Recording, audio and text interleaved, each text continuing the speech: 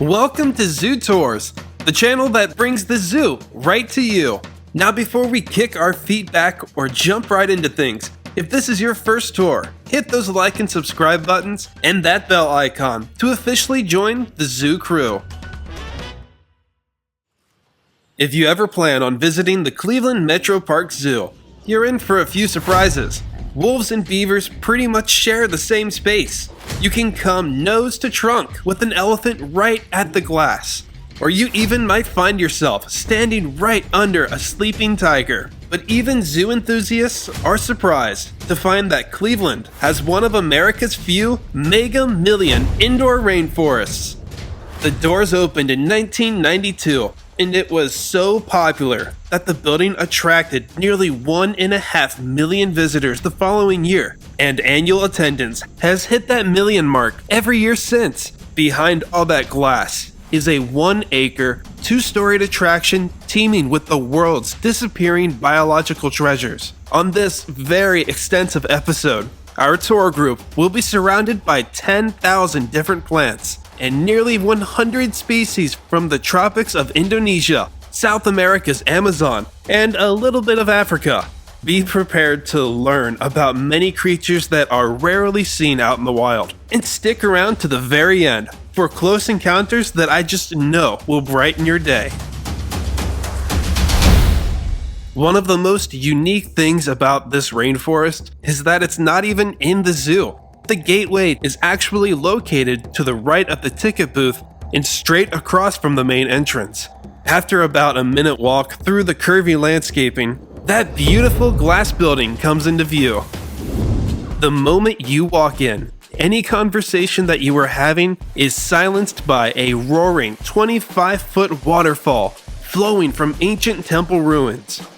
And if you head to the right, you'll notice that it has a couple of pockets and a couple of primates from the New World, golden lion tamarins, that proved too difficult to film. And next to them are pied tamarins, who also did not care much for the spotlight either.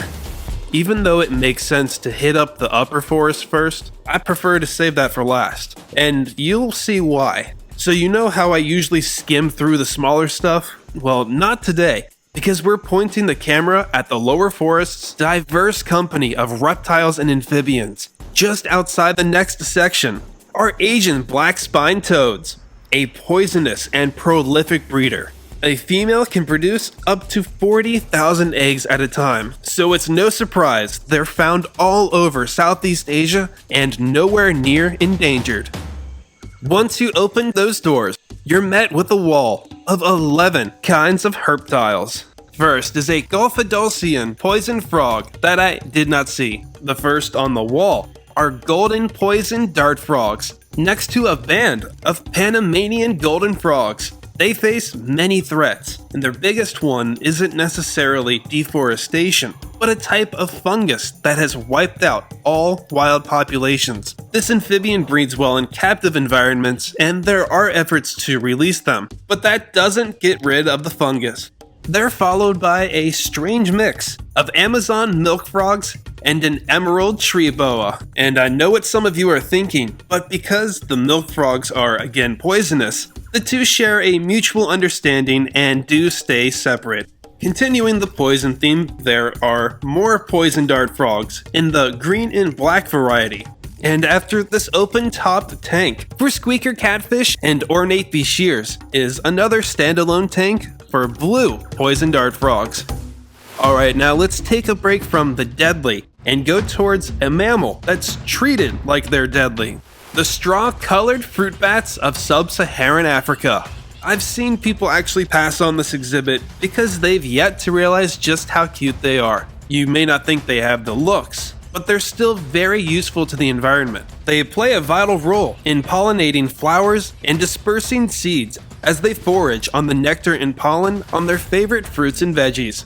Their canopy here turns night and day every so often, which I guess kind of makes sense because they aren't entirely nocturnal during the day, and it's perfect for YouTubers who need awesome shots like this.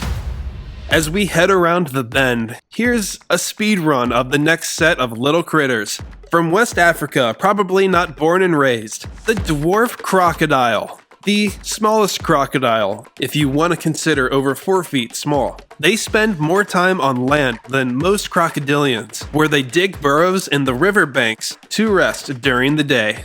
Their neighbors from Central and South America, the tiger ratsnake. The third reptile is the northern spider tortoise, at an average length of just 4 to 6 inches. If you stare long enough at a Madagascar leaf-tailed gecko, you might notice they have no eyelids, but their pupils have pinhole openings so they can actually shut out light during the day. From Saudi Arabia, the veiled chameleon, a master of camouflage, just not this time around. Now if something smells over here, it might be the Baron's ratsnake. If this strictly arboreal snake is frightened, they'll release a foul-smelling substance in defense. Now it wasn't easy, but I managed to get a few seconds of the red-bellied piranhas. Standing alone and across from the wall are tentacled snakes, which we'll learn more about on a later episode. Looking as enthused as you might expect a reptile to be, a prehensile-tailed skink. A lot of lizards are adapted for the trees, but as their name says, they can actually wrap their tails around branches to help them climb. Near the end, in more ruins, is a massive Burmese python, who should be between 12 to 16 feet long. And finally, at the end, is another C shape for another skink and an Indo-Chinese box turtle. Some of you might have to put your fears aside for a sec for this one. Fortunately, it starts small, with millions of leafcutter ants. Naturally, one would think they're preparing one giant salad to eat, but these ants take the foliage on a long trek through several tubes and other displays to grow and cultivate fungus. While adults mainly get their nutrients from the sap from the leaves, the fungus acts as a food for their larvae, so neither could live without the other.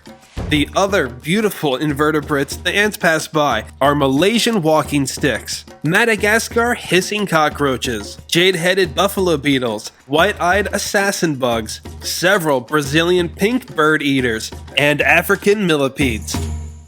Now finally, we're getting to the big guys. I know they can all be tough to find, but along with the 4 kinds of turtles, I recommend not leaving the zoo until you find the gharial.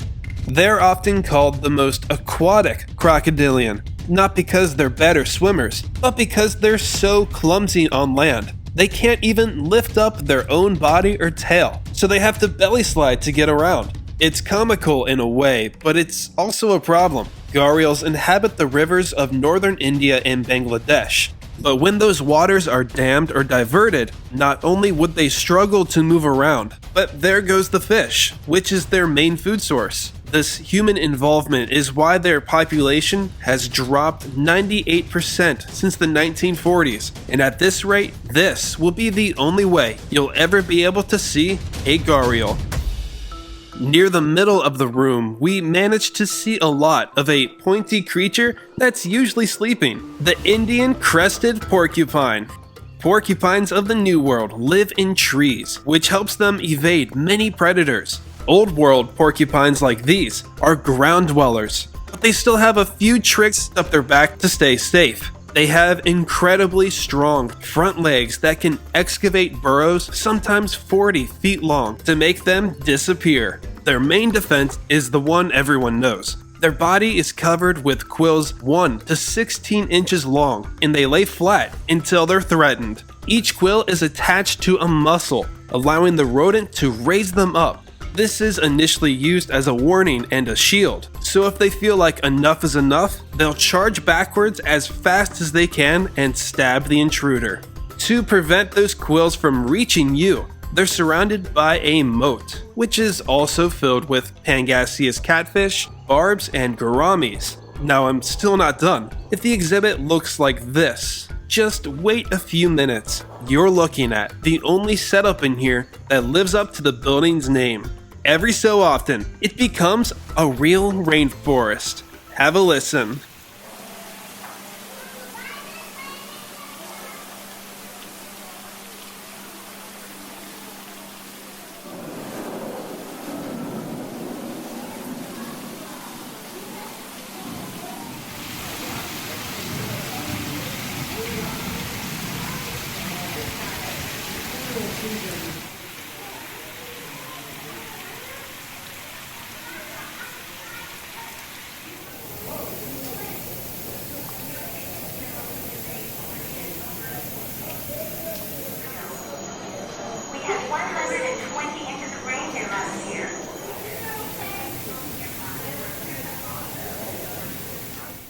In the corner, there's a diorama of a rainforest. Not sure what this does, but the display above still shows how our world is growing while the tropics are shrinking. The zoo's creativity continues at the lower forest end. As you're making your exit, you're actually under an exhibit, and you can view what's inside from either wall. But what's inside? Well, you're gonna have to stick around to find out. At this point, you can either eat at the cafeteria or be tempted into a souvenir. I just prefer to go along and see the lower level's final inhabitants. Goldie's monkey in the first, and in the more covered of the two, there's white-headed marmosets. We're now back where we started, and we have to go through the medicine trail once again, which, by the way, is filled with actual living plants that have been used to make modern and traditional medicine. Now, instead of going straight towards the doors, you'll take the stairs to part 2. When you're halfway up, I encourage you to stop real quick and look at another display that shows how prosperous the rainforests used to be and how they will be in the future. After the third flight and the heavy breathing, you'll see the wooden gateway to the upper forest, which you'll notice is far more immersive than what's below. The path takes you first into a research hut, settled high in the forest canopy. You can find the very first species if you just look out the window on the right. They weren't doing much in here, but I did manage to grab a few pixels of their new bearcat. Now let's head into the next room that puts focus on the Amazon. If you look in the trees, you should see the prehensile-tailed porcupines. The river flows into the next mud bank. Look on the ground for the Brazilian agouti. A what? An agouti is a small South American rodent. Rodents usually get a bad rep, but these guys are incredibly vital to the rainforest. Agoutis have sharp front incisors that can chew through a lot, and they're one of the few species that can crack open the shell of the Brazil nut, which is exported around the world and adds hundreds of millions of dollars to Brazil's economy. And these powerful bites allow the seeds to sprout and grow. So if the agouti were to disappear, so might the Brazil nut tree. If you have expensive camera gear, expensive clothes, or just don't like getting pooped on in general, be sure to look up and watch out, because this entire room is an aviary. 12 birds are free to roam in any of the habitats, but they mostly hang out in this very lush corner of the room. Not only is it the most natural looking part of this forest, but it's so dense, it's tough to tell where it ends. Throughout the years, I've been able to spot ringed teals, white-faced whistling ducks, scarlet ibises, roseate spoonbills, a Luzon bleeding heart, and green aracari. But we're not quite finished in here just yet. Years back, this contained a tapir, but the first thing you might see now are capybaras. I imagine they'd be sick of being introduced as the world's largest rodent by now, so I'll refer to them by their other greatest trait. They are one of the world's friendliest animals, coexisting with so many other species. But to find their roommate, you might have to go into the next room to see their giant anteater. This 8-foot-long creature has no teeth, but they still manage to do what they do best. Their very long tongue can lap up thousands and thousands of ants and termites, and all they have to do is swallow them whole. Now we're in what I call the Carnivore Corner, but the closest I've ever seen a certain fishing cat was through their signage. Luckily, straight across from them is Riker, the much more active clotted leopard, which is fortunate because the words active and cat don't usually go together. They are not only the smallest of the big cats, but are debated as the most arboreal cat, and they are very obviously adapted for life in the canopy. Their back ankles can rotate to allow them to climb a tree straight up and straight down. So I guess this means I proved myself wrong. Going against what I said in another episode, we, well, obviously did in fact come across a clouded leopard that lives inside. Literally right next door, what was clearly designed for a fishing cat is now run by an ocelot. Twice the size of a house cat and twice the ferocity. These largely, what are supposed to be nocturnal felids, rely on keen eyesight and hearing to hunt in the dead of night. But when they catch and kill a bird, rodent, reptile, or even a young deer with a powerful bite, they don't have teeth appropriate for chewing, so they have to tear their food to pieces and swallow whole, and they can even use their raspy tongue to clean off every last available bite. Halfway down the hall is something we're familiar with. That creature that we saw looking down at us was a Francois langur. Their habitat looks a little rocky here for a primate, and I assume that was done on purpose. While they do primarily inhabit rainforests, they're located along the steep edges of limestone mountains, the signature landscape of northern Vietnam and southern China. And in fact, you can look up many photos of langurs in that area living life on the rocks. In the exhibit behind the capybaras, this time the chevrotin wasn't even signed, but it did still have a beautiful Bali Mina. Going even further down, rather than running into the usual Prevost squirrel, we got the cold shoulder from a scarlet macaw that used to live with the capybaras. Next up is the family I'm sure you've been all waiting for, the Bornean orangutans.